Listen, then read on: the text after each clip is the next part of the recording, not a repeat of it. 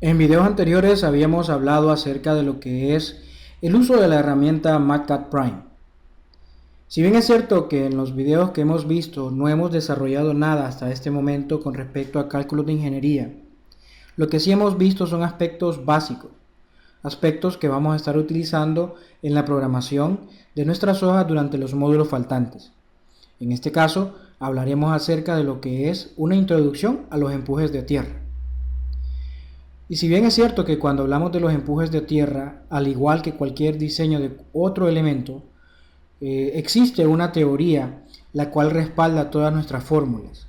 En este caso, nosotros no hablaremos de dicha teoría, sino que hablaremos de algunos aspectos generales y hablaremos de las ecuaciones que vamos a estar implementando. En este primer video hablaremos de un aspecto básico, hablaremos de los diferentes tipos de empujes y cómo se desarrolla aquella fórmula que nosotros conocemos como la ecuación del empuje activo. Ahora bien, imaginemos que tenemos una sección rectangular de muro, la cual esta sección rectangular de muro está reteniendo un suelo. Cuando hablemos de los suelos debemos de recordar de que existen dos características que podemos cuantificar de un suelo. En este caso sería el ángulo de fricción de suelo y en el otro caso sería la cohesión. Cuando hablamos del ángulo de fricción de suelo, hablaremos de un material arenoso o con partículas gruesas. Y cuando hablemos de cohesión, estaríamos hablando de un material fino. ¿Sí? En este caso, cuando hablamos de materiales finos, nos referimos generalmente a materiales como arcilla. O puede ser algún limo, pero con partículas muy finas. Ahora bien, cuando nosotros hablemos del diseño de los muros, generalmente los diseñadores toman en cuenta que el material que se está reteniendo tiene características de arenas, materiales granulares, es decir, de que la propiedad que se toma en cuenta es el ángulo de fricción. No toman en cuenta la cohesión porque muchas veces la cohesión lo que hace es que disminuye la fuerza de empuje. Esto quiere decir de que los diseñadores generalmente abordan el ángulo de fricción del suelo como única propiedad del suelo debido a que la cohesión pues prácticamente no está del lado de la seguridad. Ahora bien, si nosotros como diseñadores tenemos una información fiable donde me dice que un determinado suelo tiene estas dos propiedades, podemos implementarlas. Recuerden de que, si bien es cierto, debemos de estar del lado de la seguridad, pero también tenemos que estar desde el punto de vista económico. Ahora bien, cuando hablemos de los empujes de suelo, debemos de entender de que existen diferentes tipos de empujes. Empujes de que siempre estarán presentes en un diseño y existirán empujes que no siempre estarán presentes en nuestros diseños. ¿Cuáles son estos empujes? Por ejemplo, tenemos lo que es el empuje activo, tenemos lo que es el empuje pasivo, el empuje sísmico y el empuje de sobrecarga. Los empujes que siempre estarán presentes en nuestros diseños será el empuje activo y el empuje sísmico. Los empujes de los cuales queda a criterio del diseñador es el empuje pasivo. El empuje pasivo es un empuje que de alguna forma nos ayuda a estabilizar nuestro muro. Entonces, a veces el diseñador prefiere estar del lado de la seguridad. Sin embargo, es importante tomar en cuenta muchas veces este empuje pasivo, ya que si no lo tomamos en cuenta, las secciones de nuestros muros son extremadamente grandes. Ahora bien, hay un empuje de que es un caso especial. Este empuje es un empuje de sobrecarga. Imaginen que sobre este muro se encuentra una zona de estacionamiento. Y la zona de estacionamiento llega exactamente al ras de nuestro muro. Esto quiere decir de que esa carga debe de ser incorporada a nuestro muro, debido a que el muro, además de retener el empuje de tierra, también debe de retener la sobrecarga que se encuentra sobre él.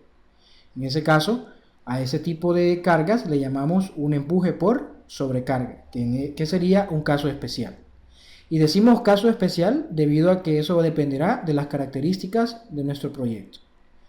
Enfoquémonos en el empuje activo para hablar de manera general de los empujes. Cuando hablamos de empujes, debemos de recordar de que en la mecánica de fluidos se nos enseñó lo que es el empuje hidrostático. Este empuje hidrostático tiene una forma triangular. Es una carga distribuida de forma triangular. Se nos explicó en la mecánica de fluidos que nosotros, a medida vamos profundizando en un líquido, la presión va aumentando. De la misma forma se comporta el empuje de un suelo. Literalmente el empuje de un suelo es prácticamente un empuje de un fluido, un empuje hidrostático. Pero obviamente el suelo no es un líquido. Entonces ahí es donde vienen ciertas ecuaciones para poder cuantificar la propiedad de ese suelo.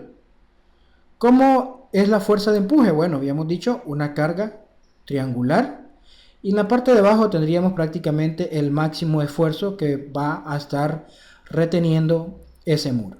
Recuerden que esta es una carga triangular, una carga uniforme. Posteriormente tenemos que ese esfuerzo se calcula como gamma por K por H. Si nosotros habláramos de un líquido por el agua, como por ejemplo el agua, estaríamos únicamente trabajando con gamma y con H. Este valor de K es un valor que pertenece meramente a las propiedades del suelo y a las propiedades de nuestro muro, propiedades geométricas. Entonces el factor K será un factor que está asociado directamente a lo que es el suelo. ¿Esto qué quiere decir? Por ejemplo, vamos a tener un coeficiente de empuje activo, coeficiente de empuje pasivo, coeficiente sísmico y coeficiente de sobrecarga. Ahora bien, veamos cómo podemos cuantificar esa carga de empuje. En los libros, generalmente, la carga de empuje me lo establecen como una carga puntual. Realmente la carga de empuje no es una carga puntual.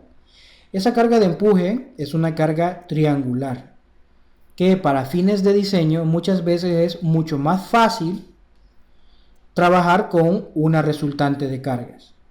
En este caso, el empuje, que es una resultante, me dice que es igual al área de la figura geométrica. En este caso, nuestra figura es un triángulo. Por lo tanto, el cálculo de este empuje como carga puntual no sería nada más que decir que es igual a un medio de la base por la altura de dicho triángulo. Podemos sustituir esas ecuaciones para verificar cuál es la resultante que obtenemos.